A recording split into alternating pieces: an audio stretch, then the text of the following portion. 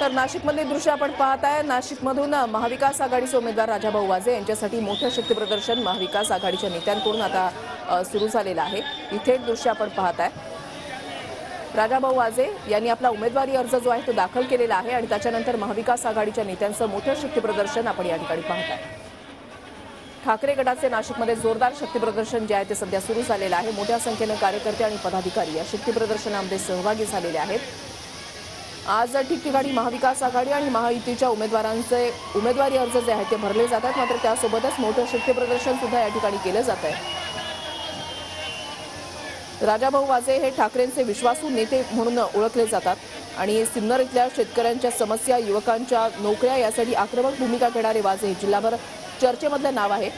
महायुतीकडून अजूनही नाशिकसाठी उमेदवार जाहीर करण्यात आलेला नाही। राजाभाऊ वाजे यांची उमेदवारी अगोदरच जाहीर करण्यात आलेली आहे महाविकास आघाडीकडून।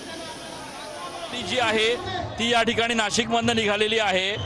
शिवसेनेचे नेते संजयजी राऊत जे आहेत ते या रॅलीत सहभागी झालेले आहेत आणि प्रचंड उत्साह जो आहे तो या ठिकाणी बघायला मिळतोय। राऊत साहेब, अत्यंत भव्य अशी ही रॅली, समोर दिसणारा जनसमुदाय, नेमकी काय प्रतिक्रिया आपली?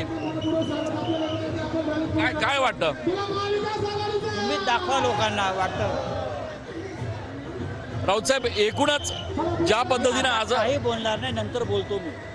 आपण बघतोय की राजाभाऊ वाजे यांची उमेदवारी अर्ज दाखल करण्याची ही संपूर्ण रॅली जी आहे ती या ठिकाणी सुरू झालेली आहे।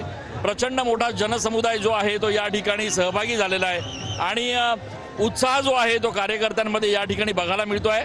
सगळ्यात महत्त्वाचं म्हणजे एकीकडे ही रॅली होत असताना अद्यापही महायुतीचा उमेदवार घोषित झालेला नाही आहे आणि त्यामुळे आता नाशिकच्या जागेवरून जो संभ्रम महायुतीमध्ये आहे तो उमेदवारीचा कायम असल्याचं बघायला मिळत आहे। कॅमेरा पर्सन आकाश शेवलेसह मी चंदन पूजा अधिकारी, TV9 मराठी।